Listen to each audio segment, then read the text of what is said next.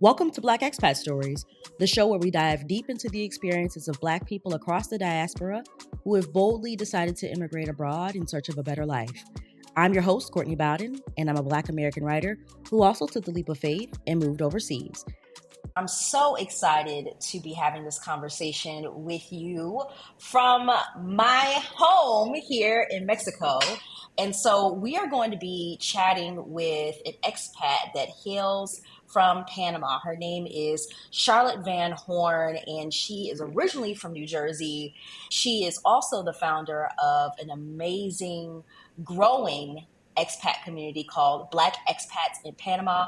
And we're going to be talking about her expat journey, why she decided to relocate to Panama, the community that she's building, and all the exciting things that she's up to now. So, welcome, Charlotte. Hi there, Charlotte. This I technology mean to can tell be a you trip sometimes, that right? you know what, but I try not to complain. You know what? I'm giving Lunel just too much these days. Every time I look at myself, I'm like, girl, you starting to look like Lunel. But technology. You look fabulous in this orange, I must say. Thank you. But you know what? It's a little quirky sometimes, and it's really bad for me when I go live. But I'm telling you, I am so grateful for technology that I can very seldom fix my mouth to complain about it. You know what I mean? Same. And absolutely, Charlotte, because if it not were for technology, I could not be living this expat life that I do right I now. would So not I'm know you. eternally grateful. I'm with you. I would not know you. You Right. know, the fact that we We met can because of connect, technology. the fact that we can connect, I'm an expat in Panama, you're an expat in Mexico, but because of technology and social media, we are here together, sharing information, and it's powerful. It really is powerful. And so I am looking forward to diving into this conversation. For those of you who might be watching or listening and have been contemplating making your own move abroad, you're thinking about locations to go.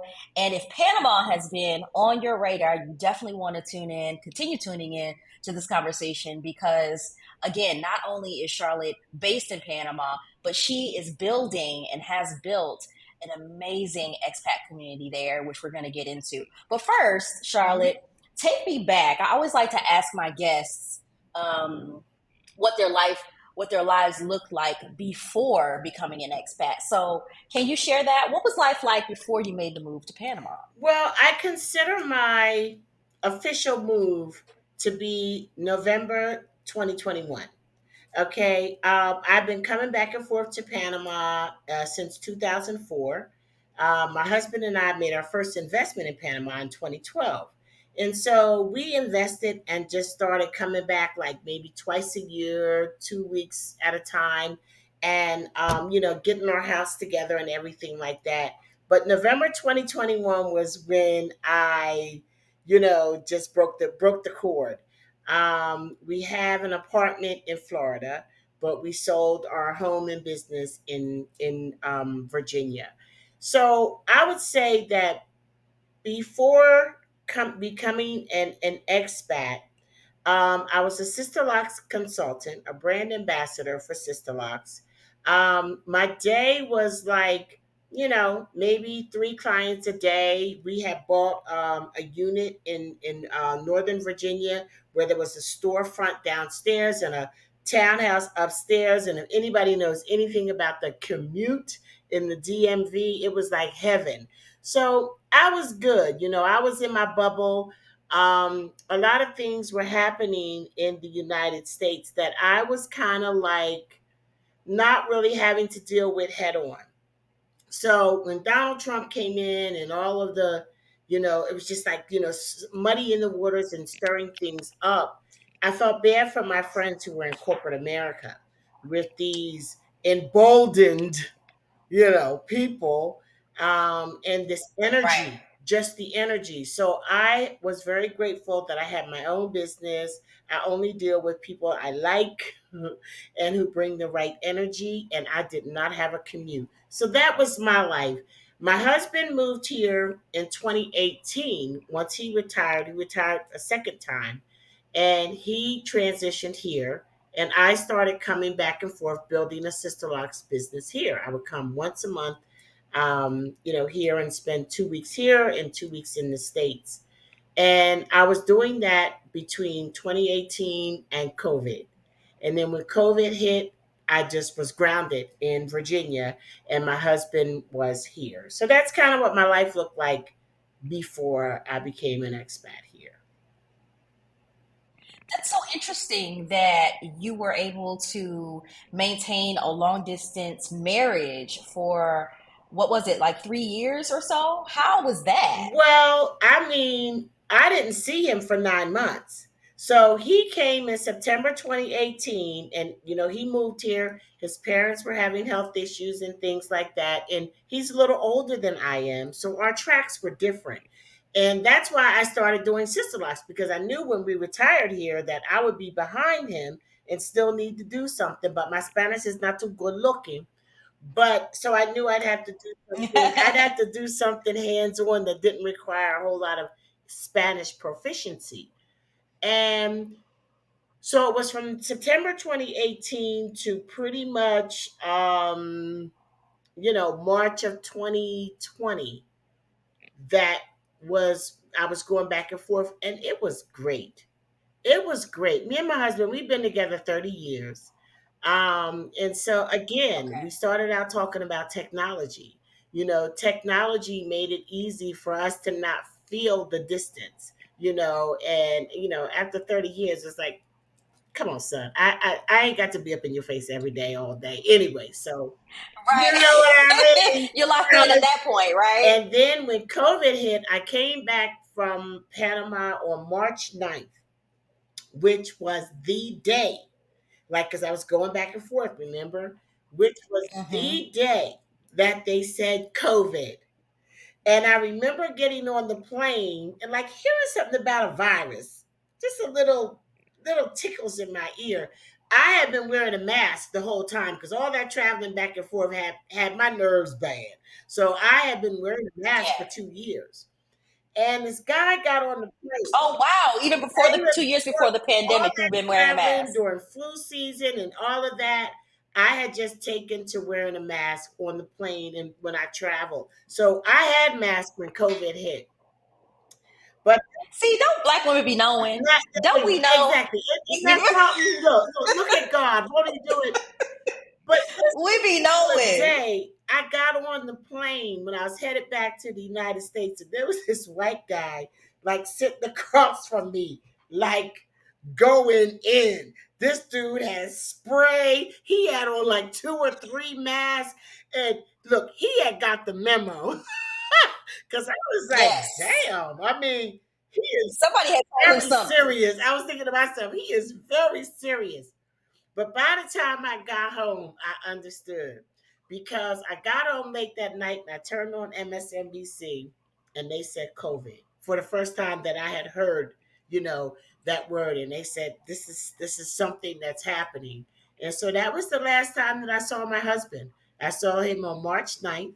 And then I did not see March 9th, 2020, and I didn't see him again until January 2021. Oh my Yes. gosh, that's He nearly a was locked down year. in Panama, and I was locked down in the US. Oh my gosh. Thank goodness that you already had a long standing relationship before then, but I'm sure that must have been tough because you were missing each other. So Girl, look, wow. let me just keep it real, okay? Our bed, that piece, I believe, saved my marriage. I really don't think that I would have been Tell me more about that. girl. No, I don't think my husband. He hates when I say it, but I'm like, okay, then. At the end of the day, I really believe that me and my husband were in such different places at that time. I mean, by then he was like, very settled into his retirement, life. And I was still hustling, going back and forth between Panama and the United States, seeing clients, building business. But I really just think that for me and the energy that I have, that it would have been hard. It would have been hard to be stuck in the Mm-hmm. house and having to kind of go with his flow, and same for him. So I was alone in Virginia, and he was alone here. And I honestly, I believe that it strengthened and saved our marriage, because I just think that it would have been very difficult, because also, and I'll get past this, also because the lockdowns looked very different. And I think you were locked down in Mexico, Mm. right? No, I was locked down in Atlanta. Okay. And then we didn't come to Mexico until May of 2021. Okay, so in first of all, I would not have survived COVID without Jack Daniels. Okay, me and Jack, As you and many other people, we are because we alcohol are in sales the skyrocketed during that time. girl. Jack Daniels was, and that Cabernet was like the highlight of my day. I was like, okay, it's too early to drink. It's too early to drink. At one point, my shop shut down because they closed down all beauty, salons and stuff. Mm-hmm. But one thing they did in Panama, girl, it was like prohibition up in here. They stopped selling liquor. And they didn't riot. The people did, I said, because that wouldn't have flown in the States girl, at they all. stopped selling liquor. There would have been riots in the They streets. started delivering liquor in the United States, but they stopped. It was illegal to buy. It Yeah. was illegal to buy liquor in Panama during COVID. Wow, Yes. that's fascinating. Oh, it was prohibition. So I'm sure a lot of people got sober at that time. Was drinking, trying new things. you know, Or right, or making moonshine what are or you going to do? something. Because So you were locked down in the US, separated from your husband, but enjoying the space. yes, So talk to me about why you felt it necessary to leave the States, because sounded like you had a great setup. You had a business where you were able to select your clients and you didn't have a commute. What was that thing that made you say, you know what, it's time to leave and it's time to spend all of my time and be based in Panama? I think being exposed to something different. Um, I feel like what you don't know, you don't know. And when I knew that when I was in Panama, I felt different. I felt safe. I felt free. I felt happy. I loved the weather. I loved the way that I slept at night. I love the way the country smells. I just would get off the plane and, like, breathe. You know what I'm saying? And then I started going back and forth so often, you definitely notice the contrast between how I felt landing in the United States and how I felt landing in Panama. Now, my husband, he was of the mindset that we needed to keep property in the United States, and if he said, if you want to come, that's fine, but I think that we need to keep the property. And I said, well, the property has all of this ridiculous, ignorant equity right now, and it may not have that equity in 2 years. And at the end of the day, I don't want to be a landlord. I didn't want to be a landlord. Mm. And I was just ready to go. I was ready to go. So after COVID was over, um, I spoke to my realtor and we got some analysis and everything. And he got on board with, selling the home and the business space and coming to Panama. But I just realized that I was no longer fulfilled in the United States. I stayed inside all the time, and they had deliveries. And so I very seldom went out, Mhm. and just watching the TV and seeing the foolishness unfold, and people resisting, wearing masks, and how it was just so heavy. It was so heavy. Um, That's a good way to it describe was it. heavy, The energy was heavy around that heavy, time. very A heavy. lot of fear, Everybody, not everybody, but so many people sitting at home. There was so much uncertainty about what was next. And then so much death, right? We lost a lot of people. Yes. And I feel like, it was such a unique experience that we lived through. And I think that we will forever be like that group of people, like, wow, y'all lived through a pandemic. And I mean, literally, where things just stopped for like 2 years. And how going in, it was just like, will we ever get back to normal? It was just so hard. Things got so off course that it was hard to Mm-hmm. imagine things ever going back to normal. We just had to trust and watch. But I remember thinking to myself one day that the dogs outside, like, I had never heard dogs fighting. And like when people would walk their dogs, I would hear, people would walk their dogs. I never heard so much dogs fighting than I did during COVID. And I thought, Mm. this oppression, this depression that the world is in is being felt by everything that exists in the world. To go through a situation where there was nowhere you could go to get away from this, it was all over the world. And I feel like if you consider, and then they started talking about numbers, it was every day. What do the numbers look like? What do the numbers look like? No, those are Mm-hmm. people. Those are people. Then they started minimizing. Well, it's just old people. Are you serious? Is that what we doing? Are we saying that Nana and Papa's life don't matter? Are we just saying, well, I mean, at least it's just the older folk. Are you serious?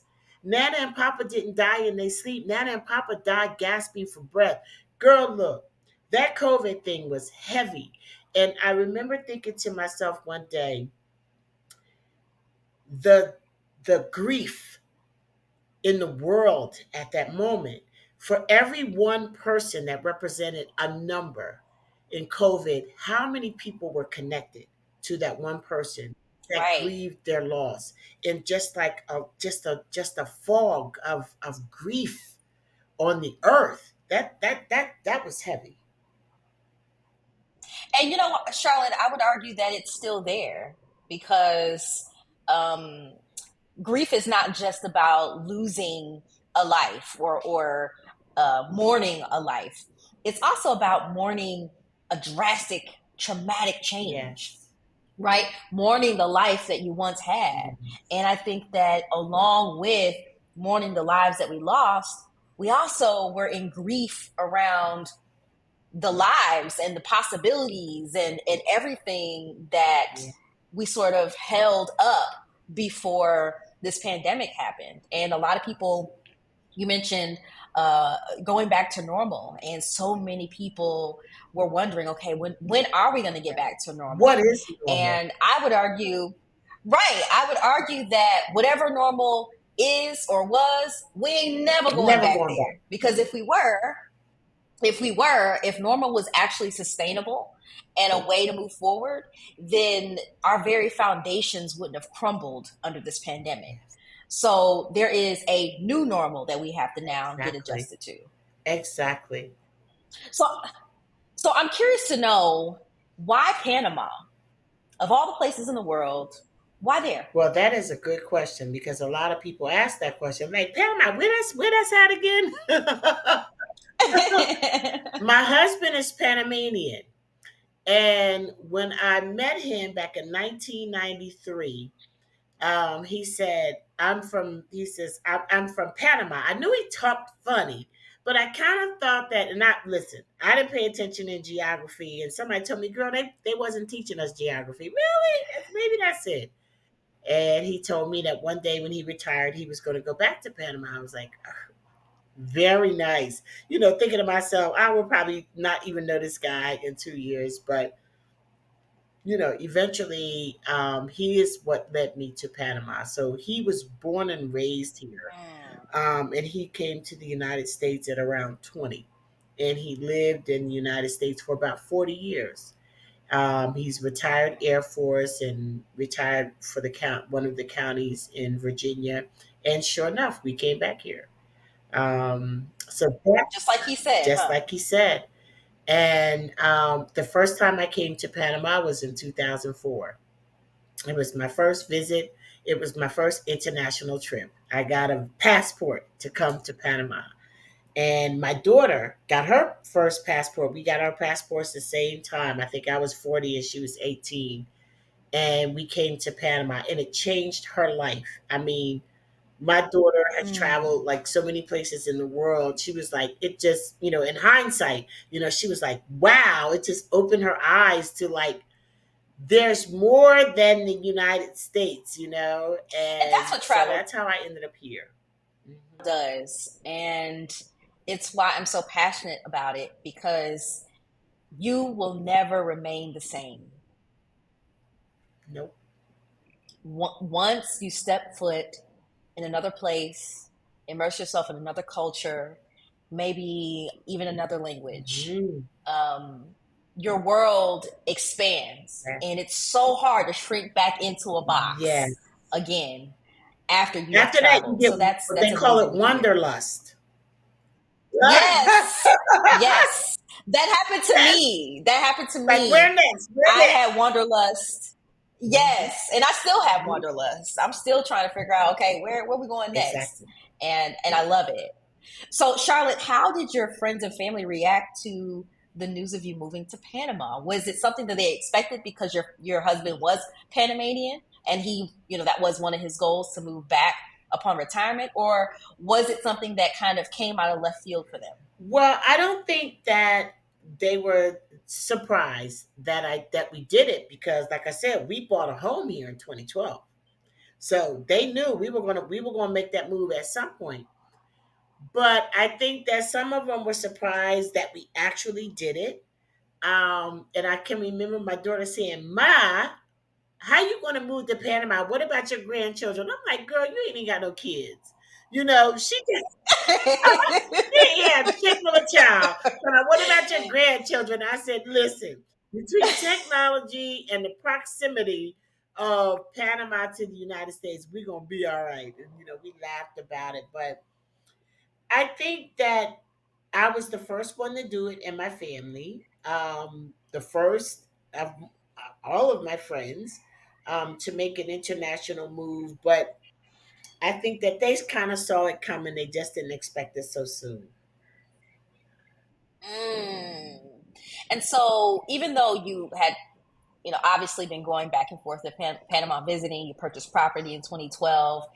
I always say visiting a place can be very different than living Yes. there. So when you finally landed and you knew that Panama was going to be the place where you're going to spend the majority of your time, what were some of your initial impressions of that country, and how did you acclimate yourself to what I'm sure was a new environment? Well, if we take it from, and I always like to use November 2021 as my point of transition.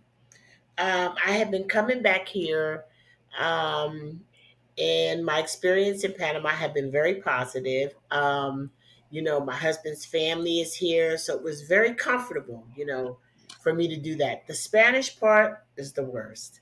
The Spanish and the lizards. The Spanish and the lizards. Girl, let me tell you. Let Yeah, me these tell you lizards on some something. else, I tell you. Girl, look, it's not cute. But I remember moving here, Courtney, and I made that transition in 2021, November of 2021, and our furniture arrived in December of 2021. And like we had been setting up the house like so that when we came here it was comfortable, but we really wasn't investing, like we really wasn't spending a whole bunch of money and stuff because we didn't know if we would end up renting the house out or whatever. And but I just can remember having the furniture delivered, and once I looked around and saw things that connected me to my life in the United States, but now that I'm here, it was just like you are home. I think that Mm, mm-hmm. for so long it feels like you're on vacation. It just feels like you're on Mm-hmm. vacation. And then one day it just hits you, I'm home. And that was just the most amazing feeling for me, just feeling like, I'm home. So once my things got here, the transition was a lot easier. I encourage people to bring things that are special to them, because it will ground you. It will ground you in your new Yes, home. I agree with that, Charlotte. And I remember moving here to Mexico, and my husband and I, we only had two full size suitcases and each, and one carry on each. And the decisions that we had to make about Oh what we my were going to God. bring, it was they were real, and so those creature comforts do make a difference in making you feel like home. So, talk to me about the inspiration behind starting Black Expats in Panama. Obviously, you started the community before you moved there full time, but because you had been coming back and forth, um, I'm sure that you had a lot of on the ground insight and experience. So, why do you believe something like Black Expats in Panama is necessary? Because it didn't exist. It did not exist. And so, full disclosure, when I started Black Expats in Panama, I started Black Expats in Panama May 2019. Yes, May 2019. And the reason I started it as a Facebook group because I knew that I would be a Black expat in Panama. I knew that I would be doing sister locks in Panama, and I knew that sister locks was didn't exist in Panama. So, and I knew that Sister Lock's price point, even with the modifications that I made for Panama, would be out of the range for the typical Panamanian. So I figured out that my client would be the expat. So I started trying to figure out ways to connect with the expat. And I kept looking for Black expat something. And it was nothing. Nothing. I kept looking on Facebook because I wanted to start a little group, and there was nothing. And I kept going back and looking. Black expats in Panama. Nothing. And finally, I'm very spiritual. The Holy Spirit literally spoke to me and said, Stop looking for it. Build it. Build it. You have to Mm. create it. It's not there. Why do you keep going back waiting for somebody else to build what you need? So I just created this page, Black Expats in Panama, and to just try to attract Black expats in Panama so that they know, hey, I'm here. I'm a Sister Locks ambassador. I'm going to be in Panama, blah, blah, blah. And over the first year that I did the group, I would like just do little videos when I would come, like twice a year. We would come 2 weeks at a time, and I would say, "Hey, I'm at the Teton, store," and just try to do little things to kind of engage people. And it grew to 200 members in a year. And then George Floyd, Karen in the Park, Donald Trump, and COVID collided May of 2020, right after that Memorial Day holiday. And that's when everything changed. Everything changed because people started sending me more messages. People started wanting to get in the group. People started looking for me, looking for Black expats, anything. Black expats in Panama, I guess, because all of a sudden the group just blew up. People were asking me, what is police brutality like? Is there Black people Mm. there?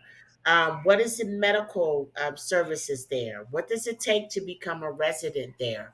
And I had been working with a destination management company because I had done my first Sisters in Panama tour in January of 2020, like right before COVID. And I said, I need to create a relocation tour. So I need to connect with professionals that can give information and bring people to Panama. And I said, but the only difference between what I want to do is I don't want it to just be a relocation tour. I want it to be a cultural relocation tour so that I can expose them to the Black culture and history of Panama. And I want to take them to Cologne. And Cologne is a city in Panama. about an hour from Panama City. It's black. It's the boogeyman place. It's the place that they tell you Mm. don't ever go. Just don't go there. And it's Charlotte, like whatever you do, don't is go that your to Karen voice? don't go to Cologne, okay? Because like, oh my God, they're like black and it's like Mm. dilapidated, and a lot of that is true. But I said we are going to Cologne, and that is how Cologne. Actually, I have been thanked profusely by government officials and locals in Cologne Mm. because nobody was coming there until Black Expats in Panama. I made Wow. it So a you are thing. a I trailblazer. made it a thing to go to Cologne. And I just knew in my heart of hearts, I hadn't been to Cologne since 2004. I was making this decision in 2020, but I knew that I had to go there. Black people and white people told me, don't take people to Cologne. The last thing you want to take. I Mm. said, we're going to Cologne. So I told the destination management company that I worked with, I said, I need black tour professionals and we need to go to Cologne. I need people that can explain what the cologne situation is. And so that's how it evolved. That's how it grew. And then within a year, so the first year it was 2,000, 200. By the next year it was 2,500. Now it's like Wow. 7,300 or something. Yes. That's incredible, Yeah. Charlotte. And so when you were taking folks to Cologne, what were some of the reactions from your tour participants as well as the locals there? I know that the government officials were very thankful that you were bringing attention to that place, but how were the tour participants? How did they respond to that part of the tour? Cologne is we created the Cologne Day.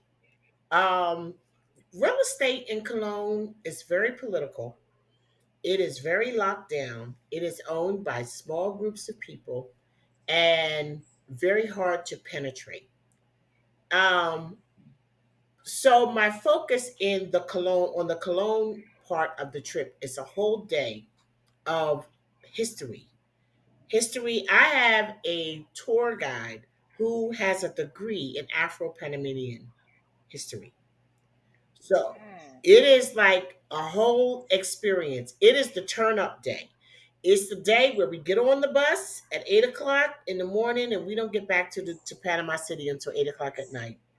But the Cologne day was the day that solidified their feeling of oneness with Panama.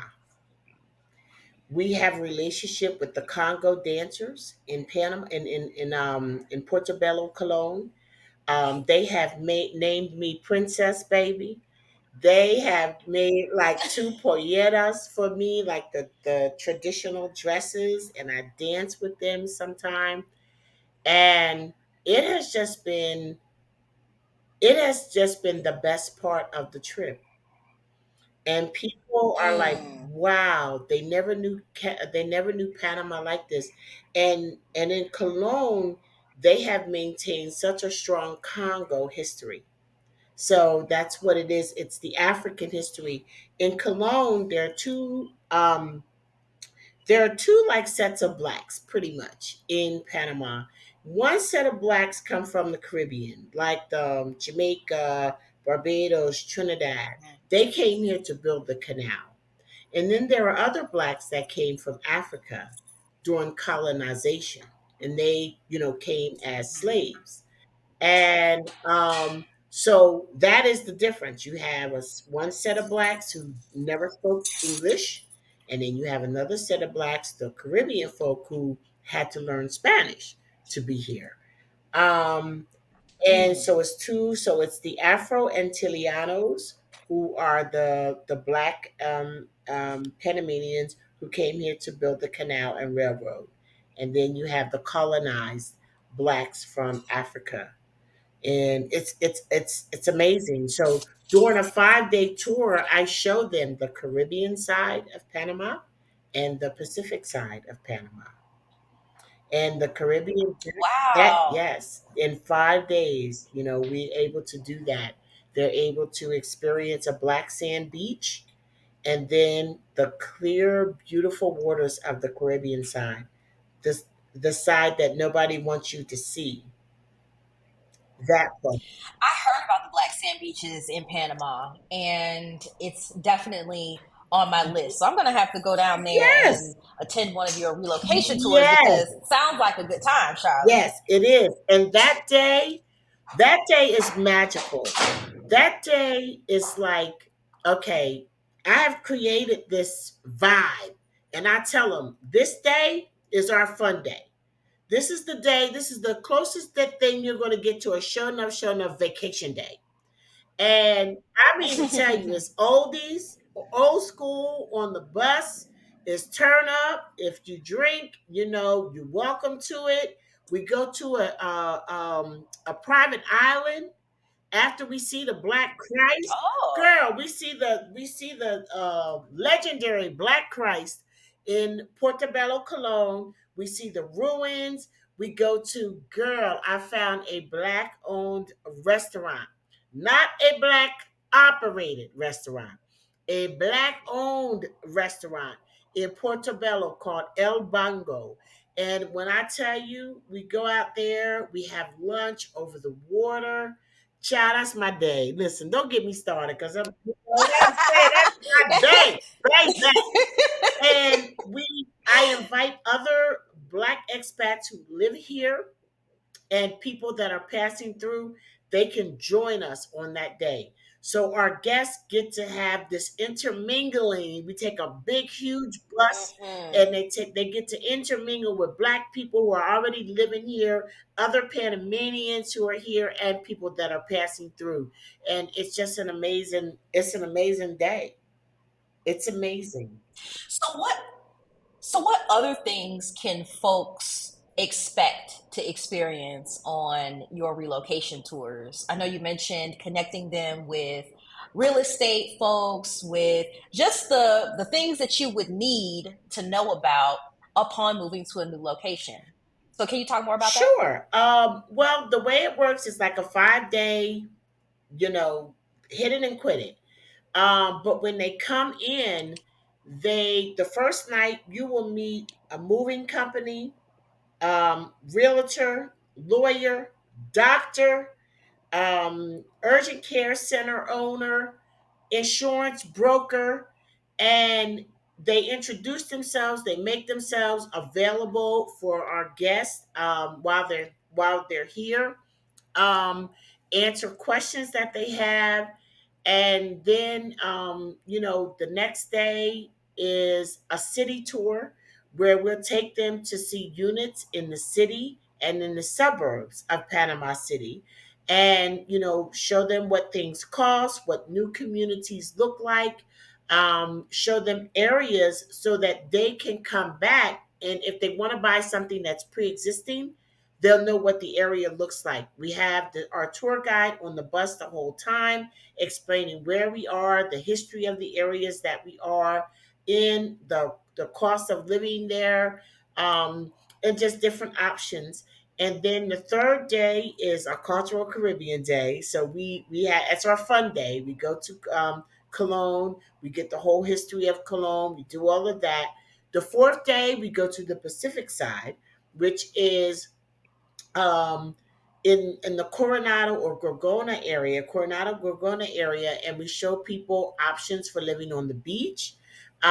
We have lunch at a country club that is on the beach in Coronado, and then we come back and we have our farewell dinner. And our farewell dinner, people get a chance to talk about their experience over the 5 days.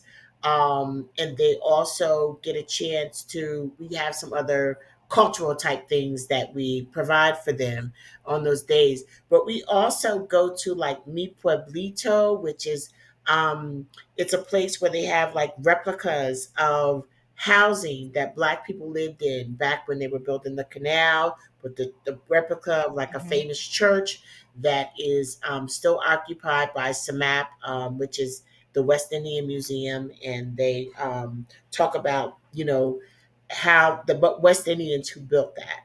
So it's just a complete fusion of relocation and culture. We go to the best. We have another Black owned restaurant that we go to on City Day, La Tapa del Coco. My main man, Chef Isaac, he has a television show called Copy Taste here in Panama. He's 34 years old. He is amazing. Black Expats in Panama has changed his entire trajectory with regard to his business. His food is excellent. The service is excellent. When the bus pulls up, everybody comes out and greets us. It's magical. It's magical. Sounds Yeah. like a robust experience that is so beneficial for folks who are thinking about relocating to that area of Panama. And what I really appreciate about you, Charlotte, is that you've created this space as a community first. In this season of our show, we have been talking about spaces, the spaces that Black expats create for themselves and others to experience freedom, healing, and belonging. And we cannot underestimate the importance of culture. Mm-hmm. And I don't care who you talk to, Black folks want to see, we want to see ourselves Yes. reflected, and that's what I appreciate about the relocation tours that you offer and the experiences that you Mhm. offer. It's not just about ticking off boxes, but it's about helping folks connect to Blackness Yes. in other areas of the world. And I'm sure that it drives home the fact that we are everywhere, Every every that corner of this part. planet we That inhabit, part. and we belong. Mm-hmm. Yes. We belong. And it's like the other thing is like, we wanna be here. And I sum it up like this. As far as the Black expat in Panama community, and there are hundreds of Black expats here now, okay? The Black expat community is a place where you can go and you can say, "Get my children out of here," and everybody laugh. You know what I'm saying? And so even though Mm-hmm. we have a lot of Black people here, and we blend in, everybody thinks we're Panamanians until we open our mouth and they realize that we don't speak Spanish that well. But we look like everybody else. But to be able to come and connect with the people that have different things in common with us as well is it is just icing on the cake. And I'm sure it's so rewarding for you. And another thing that I can appreciate about the experiences that you offer is that you're intentional about connecting people with the local Mhm. communities. There has been a lot of conversation recently, given the emergence of this Blaxit movement, about whether Black folks who are coming from the States or Canada or Britain or the Western countries, whether we're gentrifiers, right, whether we're the next Ooh, colonizers. And these are very important God. conversations to be had, because some folks are hesitant Mhm. to make that move because they don't want to feel like they're oppressing another group of people. And so what I hear you saying is, by connecting and highlighting the local culture and showing appreciation for it, Yes, and also creating opportunities, right, for exactly. the local community, Exactly. you're able to bridge those gaps. That is a real conversation. Black expats in Panama is extraordinarily popular with major developers. I have been approached and sat down at tables that I would have never been invited to in the United States. Let's just say that.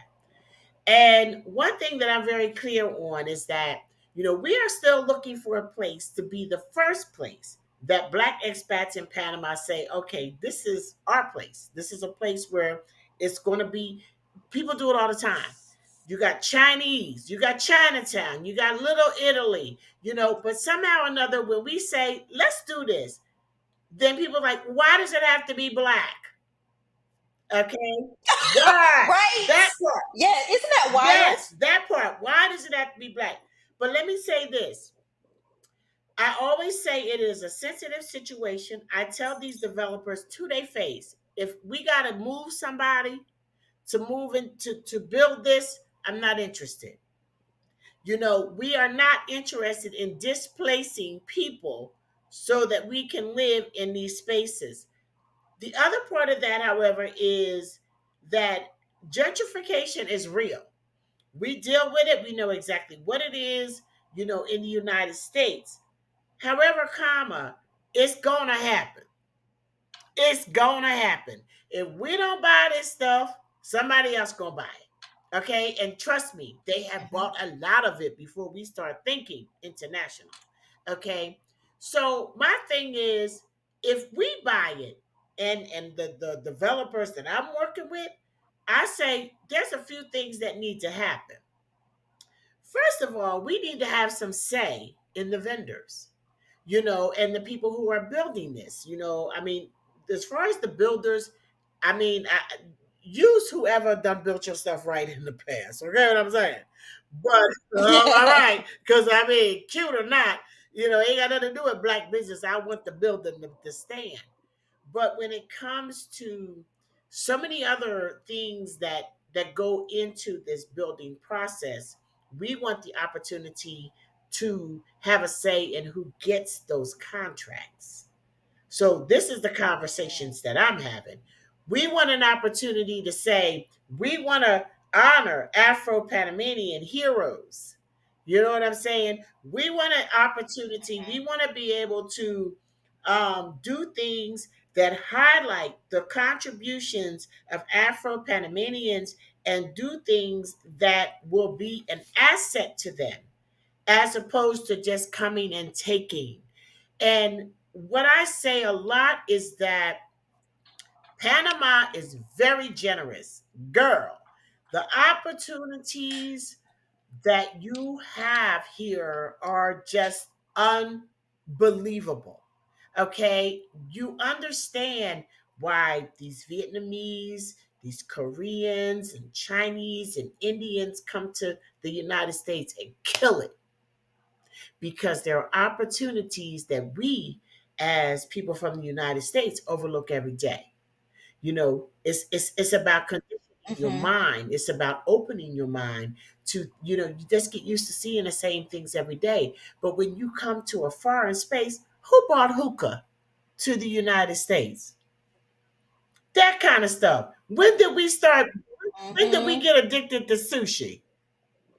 Somebody came, all Right. right, somebody came over here and said, Right. damn, I wonder if they like this sushi. Look, try this. Hadn't been done before. Right. So we have opportunities, and to make that even clearer, when we first moved into our home, you know how you have those paper blinds that they can be so cute, with pin them Mm-hmm. up and everything like that. I had people knocking on my door because we built here, and people knocking on my door says, "Oh my God, where did you get those?" And I'm like, "What?" They were like, The paper blinds. They were asking about the paper girl, blinds. they was cuckoo for Cocoa Puffs over them paper blinds. They thought it was the coolest thing. They thought it was expensive because it just wasn't here. So that kind Okay. of thing where you see opportunities that exist that are saturated already in the United States. It's amazing. So if we Yeah. can come here and give back and be positive assets to the community, I'd rather us buy it up than other people who are not going to care about the community abroad, at large. That's where I am. Thank you for sharing that, Charlotte. I thank you for sharing that, because I'm sure that is a lingering question for so many people, who have a conscience, right? Exactly. Who want to travel Yes. consciously, and they want to settle in a place consciously without displacing and without disrupting too much of what has already been there. So you do these relocation tours, you connect people with the resources and the people that they need in order to make a smooth transition. I'm curious to hear about any other advice that you have for those considering making a fresh start of their own by moving abroad, because a lot of our listeners and viewers are made up of aspiring expats who say they see us and they say, oh my gosh, how can I do that? Well, I would say that it can be done. Do your research, verify your information and explore. Explore. Explore in these areas with people who know what they're doing. You know, for me, if you're going on a vacation and you just want to go to another country to kick it, that is one trip. But if you're really considering moving to a place, take an organized relocation tour. Take an organized relocation tour where you're going to get questions answered and find out information that you might not know otherwise. So, kind of count your coins, know what it costs. I got a lady today that sent me a message and she's like, well, I want to stay. People kill me when they say, well, I'm looking for a reasonable hotel. Well, what's a reasonable hotel? Right, like what is that? That's What relative. exactly? That's not. Exactly. It is it that depends on you. So if I tell you, well, you can stay at this hotel over there, be like, girl, why are you trying to put me over there? I don't do ghetto. You know what I mean? Or why are you trying to put me over there? I don't do 5 star, whatever. That's relative. What you're looking for, but know what you're looking for. Um, get as much information as you can and count your coins. Count your coins. Don't come. This lady that I communicated with today, she said, I've traveled all over the South and Central America, and I know it shouldn't cost me $2,000 a month to, stay in an Airbnb or something like that. Okay, well, you ain't been to Panama. You know what I'm saying? And at the end of the day, maybe Mm-hmm, you need to do a little bit more research because if you think that Panama is Ecuador, it ain't. It's not. And things are more mm-hmm. expensive here, so know what you're dealing with. When you see people on YouTube, listen, YouTube is a game. YouTube is a game. Titles, captions, things that get you to click and play give people money. Understand that. People that you meet on YouTube that you ain't never going to have to meet in person. Listen, I'm on YouTube. I love me some YouTube. But at the end of the day, I'm I do saying, too. y'all trying to come to Panama? Holler at your girl. I am not doing anything on YouTube that I will not say in your face. So make sure that you know who you are dealing with. And when people get on YouTube and they're experts, ask them about their credentials. There are people on YouTube that are saying, hey, you know what? I'm an expert. I'm a relocation specialist to Panama. Ask me, I'll tell you. And they ain't even got their residency. Talk to people. That Can we talk part. about it? Because there's a lot of people Don't get me started. out here who are making these border runs back and forth, and then they haven't pursued the legal way to reside in a Yes. country. And how can you trust them with giving you the correct information, the legal information? Because guess what? You can't just show up to another country and decide you're going to stay there without going through the proper channels. So I'm glad that you brought that up, because that is also a It's a very real thing. thing too. It is a thing. And at the end of the day, recognize that Blaxit is very popular. Blaxit is popular. Black expat anything is bringing money these days. Okay, so it's not just us who are out here capitalizing on a movement, it's other people too. Make sure that you're not getting involved in the okey doke.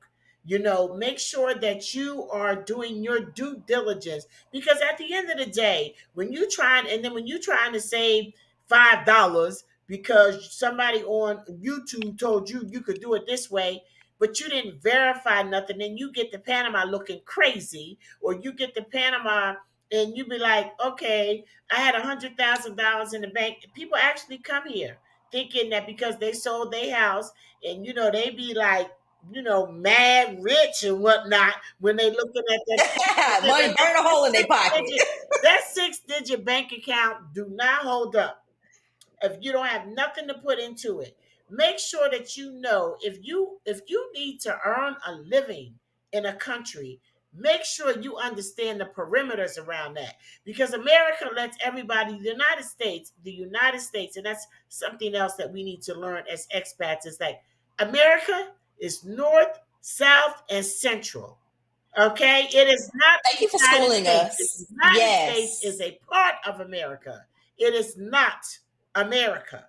Okay, so when we in the United States of America, and we're like doing well, and we're an attorney or we're a doctor, you think you're going to somebody else's country and going to transfer your USA credentials. It's not going to happen, because a lot of other places in these Americas do not allow you to do that. So make sure that you know that when you go to a place, whether or not it is legal for you to operate in your capacity, in your professional capacity as a resident and not a citizen. And if you think being a citizen is easy, make sure you do your research.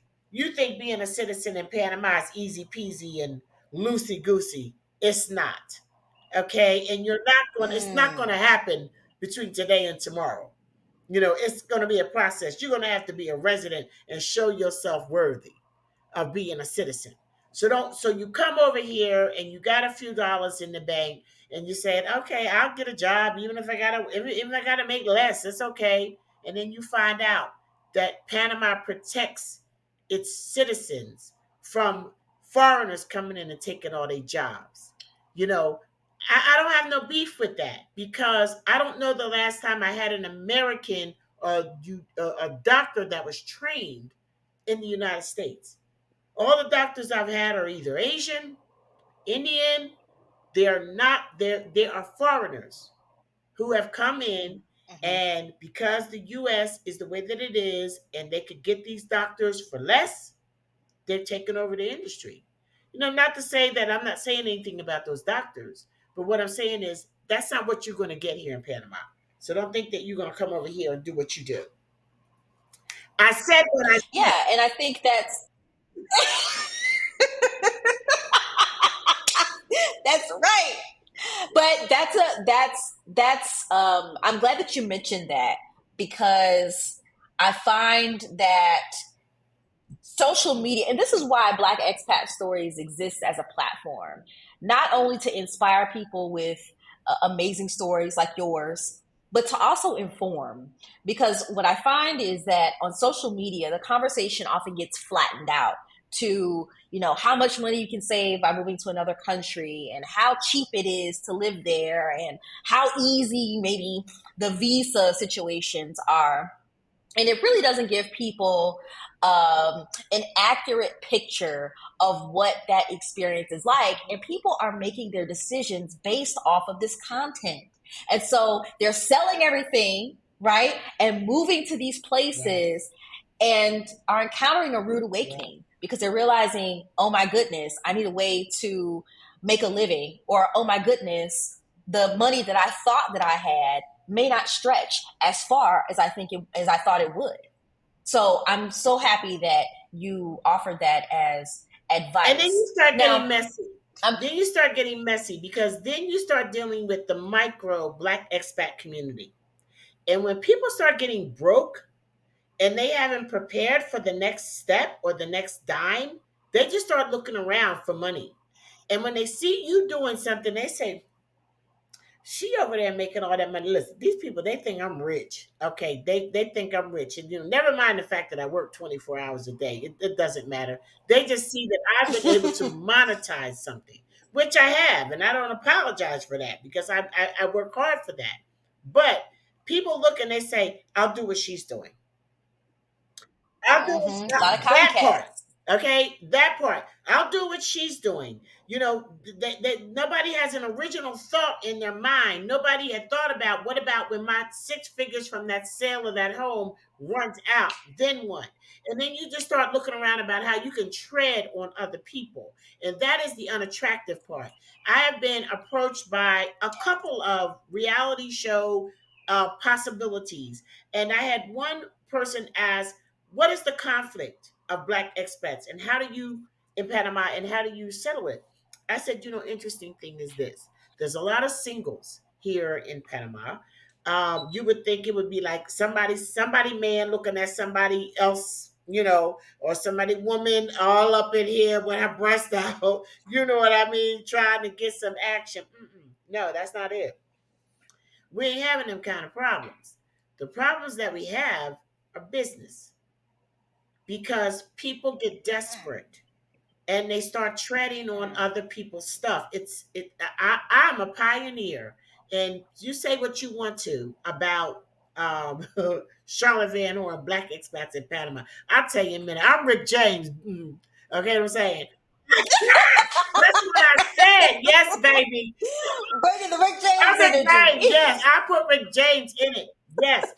So I'm experiencing the brunt of that quite often. And it's very disappointing. And so I have even created platforms, Courtney, to help people create synergistic relationships. There is so much more that we can do when we collaborate rather than compete. I mean, honestly, you have this amazing market here. You have this amazing community here. There are ways that we can get together and have the same clients that we're providing different services to. And so that's why we created the Yes, Black Expats in yes. Panama B2B network. And that is the whole, so we try, baby, we try.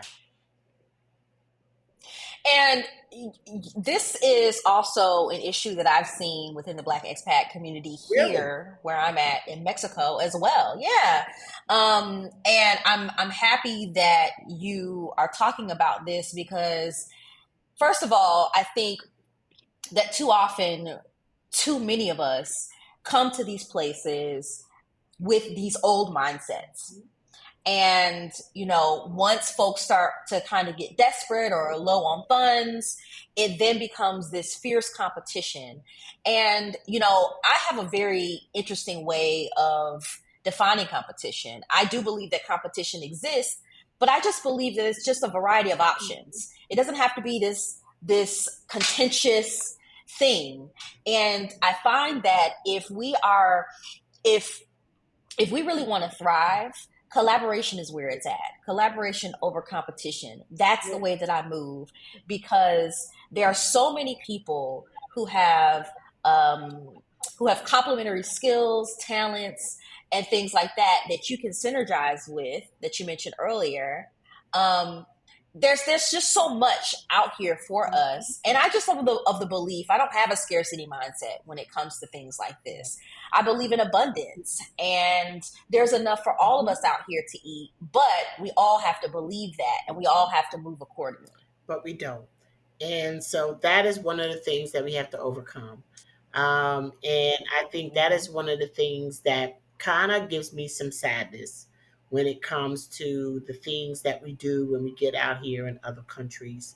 Um, and I just think there's so much that we can do together, and to put our experiences together. It's like we have so much to bring to the table, like you said, skill sets and things like that. Not only that, ideas.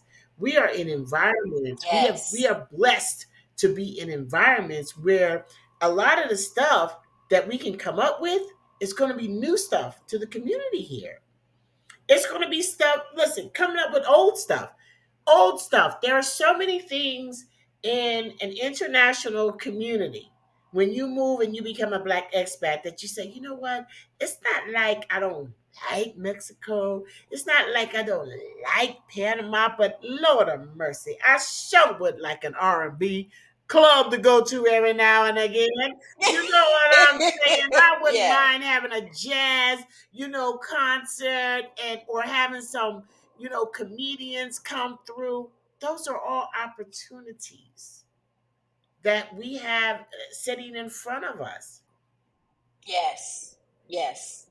And if we seize them, if we collaborate, we can really build something powerful and powerful coalitions all around the world. And that's what I hope that we can do here at Black Expat Stories. You're doing a So, great job, Charlotte, Courtney.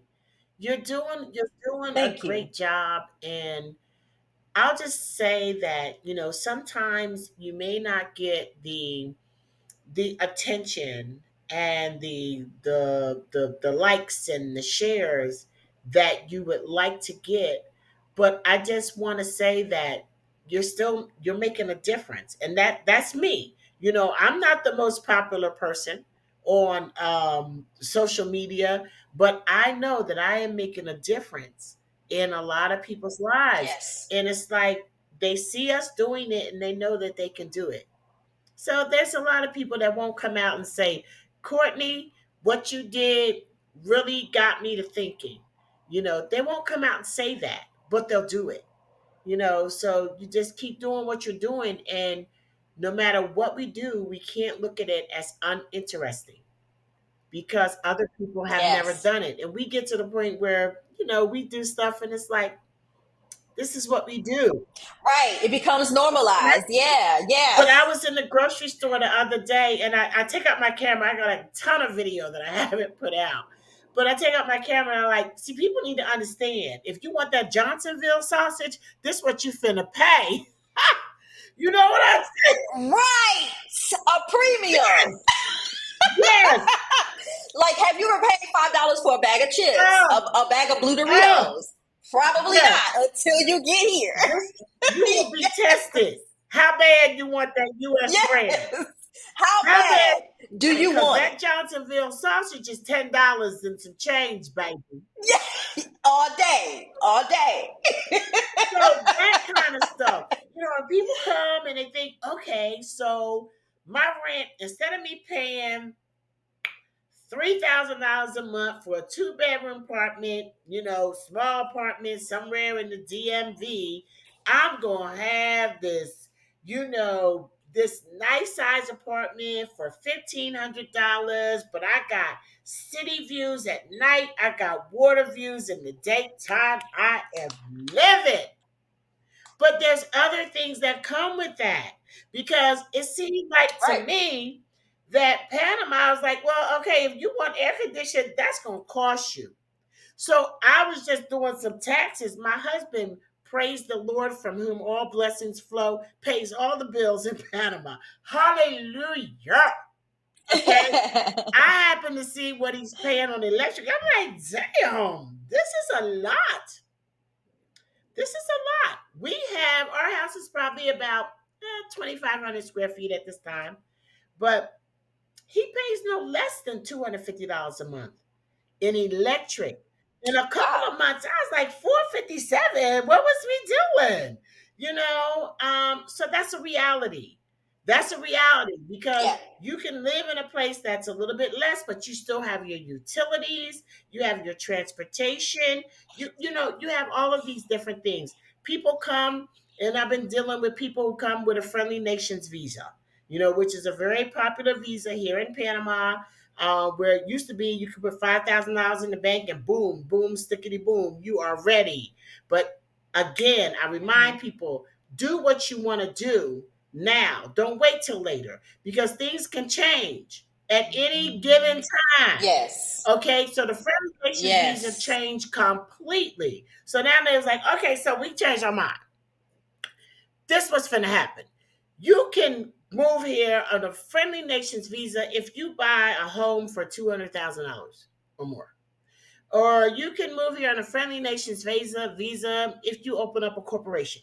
There are different ways. A professional. You can get a professional friendly nations visa. Mhm. Hello. What you didn't think though was that that company that you opening, girl, the fee that you have to pay to be a Friendly Nations Visa professional, Friendly Nations professional visa, to have your company, your corporation here, it's like 300 something dollars a month for 2 years. So you come creating this Mm. corporation, and you might be thinking, okay, I'm outsmarting the system because I'm gonna create this corporation, boom, boom, boom.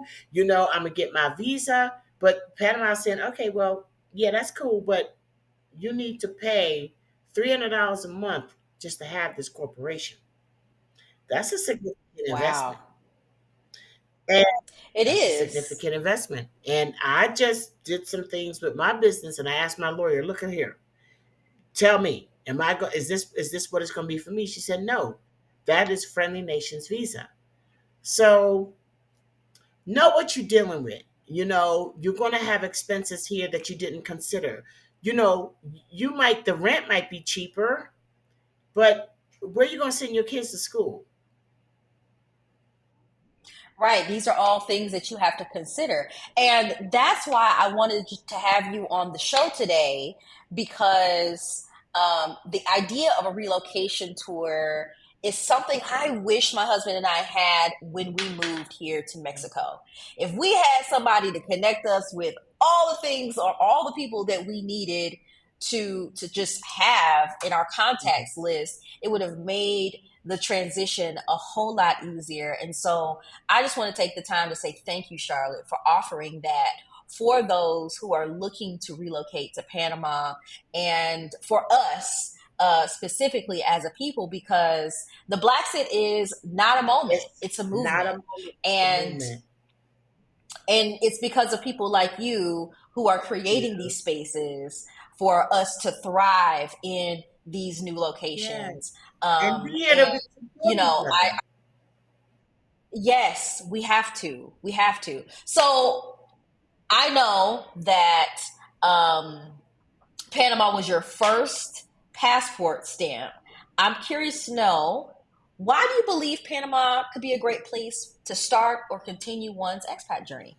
Well, I think that Panama is good because of the proximity to the United States. You can get to Panama faster from some points in the United States than you could get to places within the United States. Okay, so that Mhm. part is a big thing. The other part is the U.S. currency. Panama is the U.S. dollar. You don't need to have math skills to live here. And then the infrastructure. Panama's infrastructure is awesome. And they're very, very, very progressive. And then Panama's melanated. So you come to Panama and you fit in. It's not like people look at you and know you're a foreigner. Like I said, when you open your mouth and you say, Hola, ¿cómo estás? They know. Then they But, know. but and not only that, Panama, because of Black expats in Panama, is a place that you can land and be embraced by other Black expats who have more experience that can help you navigate these new waters. We have cafe and conversation where we're practicing our Spanish. We have business to business, the B2B meetup. We have single and satisfied, that is just like blowing up, and there have been a lot of other groups that have formed as a result of Black expats in Panama. Black expats in Panama created this huge community, which we have over 7,000 or more in this community. But other people have taken the opportunity to build sub communities, and subgroups out of that. So you can it's a soft landing. It's a soft landing. There's a Mm. lot of options for living. You can live as basic and inexpensive as you can imagine here. It just depends on what your lifestyle goals are. You can live in the most exquisite places that are probably going to be less than living in a lot of places that you live in the United States. But there are options. And that's what I like. Transportation is amazing. They have like amazing, brand new high tech train systems. In Panama, they have a Hmm. metro bus system. They have Uber here. They have another service called InDriver here. It's like they have, of course, taxis here. There's all kind of shopping. They're building communities that are self-contained, so you can move to a community and never have to leave if you don't want to. You know what I'm saying? Because How that convenient. it's amazing. It's amazing. Charlotte, you have blazed an incredible Thank trail, you. and Black Expats in Panama continues to grow. How do you see this community and this platform evolving? Are there any exciting plans in the future in the works? There's a lot of things in the works.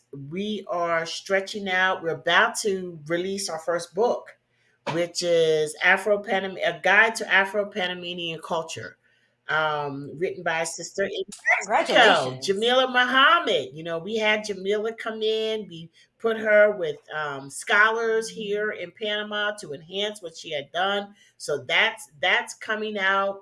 Um, as far as growing, we are definitely moving into real estate. And we have a lot of options and opportunities, but it's just about making the right one. Listen, I am not pressed to be a millionaire. I am not. At the end of the day, my legacy needs to be how we were able to help people.